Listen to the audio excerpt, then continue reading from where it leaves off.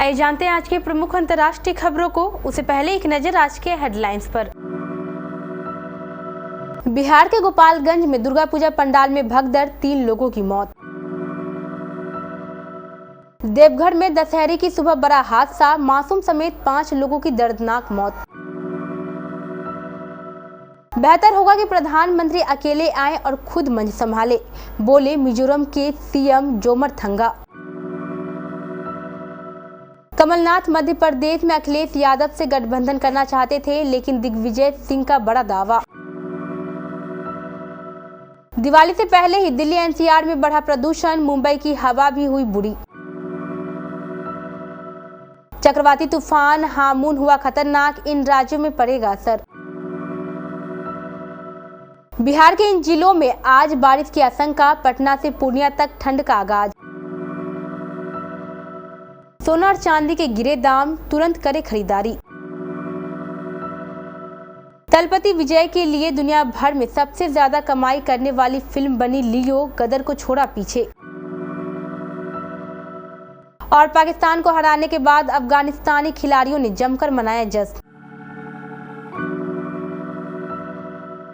बिहार के गोपालगंज में दुर्गा पूजा पंडाल में मची भगदड़ में 3 लोगों की मौत हो गई है। यह भगदड़ राजा दल पूजा पंडाल में हुई है। हादसे में 2 महिलाओं और 1 बच्चे की मौत हो गई। साथ ही भगदड़ में करीब दर्जन भर लोग जख्मी हुए हैं, जिन्हें इलाज के लिए सदर अस्पताल के इमरजेंसी वार्ड में भर्ती कराया गया है। जानकारी के मुताबिक यह हादसा नगर थाना क्षेत्र के रेलवे स्टेशन रोड स्थित राजा दल पूजा पंडाल के पास हुआ है, जहां पर अचानक से भगदड़ मच गई। भगदड़ में 2 महिला और 1 बच्चे की मौत हो गई। तीनों मृतकों के शव को सदर अस्पताल में लाया गया है। मृतकों की पहचान के लिए कोशिश की जा रही है। घटना की सूचना मिलने के बाद मौके पर डीएम डॉक्टर नवल किशोर चौधरी और पुलिस पदाधिकारी भी पहुंच गए हैं। देवघर जिले के चित्रा थाना क्षेत्र में दशहरे की सुबह दर्दनाक हादसा हो गया। यहाँ सिकटिया अजय बराज में सुबह करीब 5:15 बजे एक बोलेरो गाड़ी गिर जाने से उसमें सवार मासूम बच्चे सहित एक ही परिवार के 5 लोगों की मौत हो गई। वाहन पलटकर पास के तालाब में जा गिरी। चित्रा थाना प्रभारी राजीव कुमार, मुखिया महादेव सिंह व स्थानीय ग्रामीणों ने सभी के शवों को पानी से बाहर निकाला। इस दौरान मौके पर लोगों की भीड़ इकट्ठा हो गई। एक तस्वीर सामने आई है, जिसे देखकर हर किसी का दिल पिघल सकता है। तस्वीर में देखा जा सकता है कि एक वृद्ध के हाथों में मासूम दिखाई दे रहा है। उसकी आंखें बंद है। एक पल को लग रहा है कि वो सो रहा है।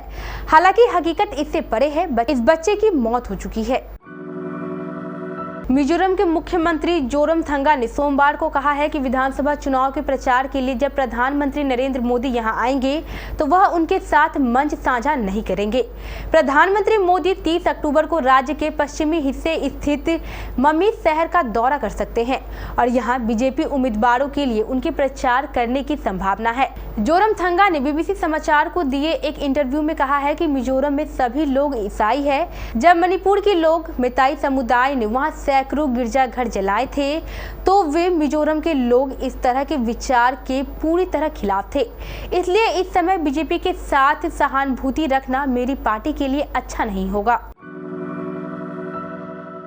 मध्य प्रदेश विधानसभा चुनाव की जोर शोर से चल रही तैयारियों के बीच कांग्रेस और समाजवादी पार्टी के गठबंधन को लेकर पूर्व मुख्यमंत्री दिग्विजय सिंह ने बड़ा दावा किया है। उन्होंने कहा है कि प्रदेश कांग्रेस के अध्यक्ष कमलनाथ पूर्व सीएम अखिलेश यादव की समाजवादी पार्टी के साथ मध्य प्रदेश चुनाव को लेकर गठजोड़ करना चाहते थे, लेकिन उन्हें नहीं पता था कि ये कैसे होगा। न्यूज एजेंसी पीटीआई के मुताबिक कांग्रेस के वरिष्ठ नेता दिग्विजय सिंह ने आगे सपा प्रमुख अखिलेश यादव के नेतृत्व की तारीफ करते हुए कहा कि मुझे नहीं पता है कि कमलनाथ ने ऐसे शब्दों का इस्तेमाल क्यों किया। दरअसल हाल ही में कमलनाथ से जब अखिलेश यादव को लेकर सवाल किया गया तो उन्होंने कहा था कि छोड़िए अखिलेश वखिलेश को। देश की राजधानी दिल्ली और माया नगरी मुंबई इन दिनों प्रदूषण की मार झेल रही है। दोनों ही महानगरों की हवा दिन व दिन बिगड़ती जा रही है।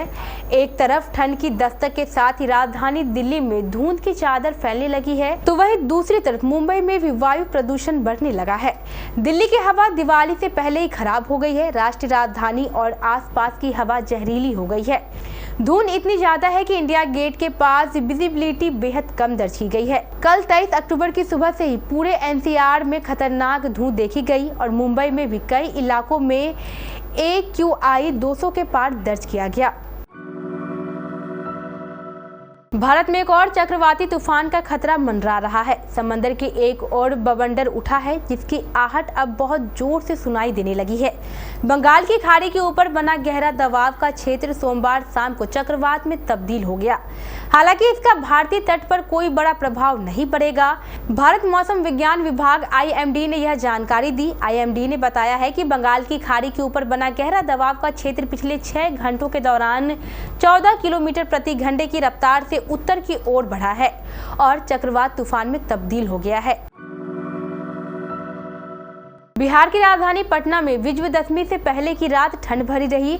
ठंड का आगाज ऐसा हुआ कि लोगों को रात में पंखे बंद करने पड़े, गर्म चादर का सहारा भी लेना पड़ गया। राज्य के अधिकांश हिस्सों में ऐसा ही हाल है। मौसम विभाग के मुताबिक अब कुछ दिनों में अधिकतम पारे का लुढ़कना शुरू हो गया है। हालांकि ये काफी तेजी से नहीं बल्कि धीरे धीरे होगा। पहाड़ी पर बर्फबारी ने इस साल ठंड को लाने में अहम भूमिका निभाई है। मौसम विभाग के मुताबिक अल नीनो के असर से रात और दिन के तापमान में भारी अंतर दिखना शुरू हो गया है। विजयदशमी के मौके पर मल्टी कमोडिटी एक्सचेंज पर सोने व चांदी के भाव में गिरावट देखी गई है। ऐसे में अगर आप भी सोना व चांदी के गहने बनाने का प्लान कर रहे हैं तो आज का दिन काफी मुफीद रहने वाला है। आप बाजार जाने से पहले यहां रेट चेक कर सकते हैं। झारखंड की राजधानी रांची के सराफा बाजार में आज 22 कैरेट 10 ग्राम सोने की कीमत 57,950 रुपए व 24 कैरेट 10 ग्राम सोने का भाव 60,850 रुपए दर्ज किया गया है। वही चांदी प्रति किलो 78,500 रुपए के भाव से बेची जाएगी। 19 अक्टूबर को रिलीज हुई साउथ एक्टर तलपति विजय की फिल्म लियो को ऑडियंस से भरपूर प्यार मिल रहा है। फिल्म ने साउथ में सबसे बड़ी ओपनिंग करते हुए कई रिकॉर्ड ध्वस्त कर दिए हैं। जवान की तरह लियो भी भरपूर कमाई कर रही है। हालांकि पहले दिन के मुकाबले दूसरे और तीसरे दिन कलेक्शन में कमी देखने को जरूर मिली। इसके बावजूद फिल्म का रिकॉर्ड ब्रेकिंग कलेक्शन जारी है।